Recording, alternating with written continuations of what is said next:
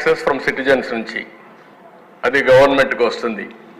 ఈ పక్కన fixed deposits corporation, societies, universities అవన్నీ కూడా ఏపీ స్టేట్ ఫైనాన్షియల్ సర్వీసెస్ అని పెట్టి దాన్ని డైవర్ట్ చేశారు.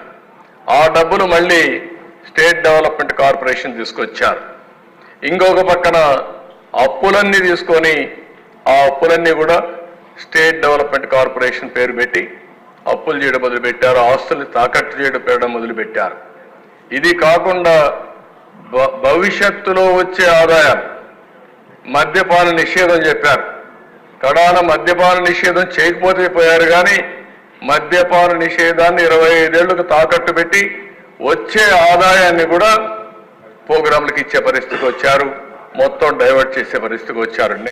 ఈరోజు ఇక్కడ మీరు చూసే అధ్యక్ష, పర్ క్యాపిటల్ ఇన్ డెట్ అంటే తలసరి అప్పు ప్రతి ఒక్కరి తల మీద 74,790 రూపాయల నుంచి 1,44,336 రూపాయలు పెరిగింది.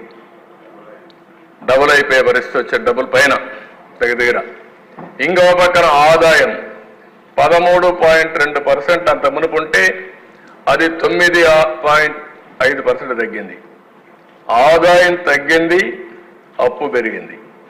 తలసరి ఆదాయం తగ్గింది, తలసరి అప్పు పెరిగింది. అంటే డీబీటీ ఏమైంది? ఎక్కడ కొట్టుకోబోయింది? ఎందుకు అప్పు చేశారు? పేదవాడికి ఉపయోగపడే కార్యక్రమాలు చేయలేదని చాలా స్పష్టంగా అర్థమవుతున్న దిశ. అదే నెక్స్ట్ కూడా చార్ట్లో చూపించాం. 74,000 నుంచి 1,40,000 అప్పు, 13.2% నుంచి 9.5% వరకు ఆదాయం తగ్గిపోయే పరిస్థితి వచ్చింది.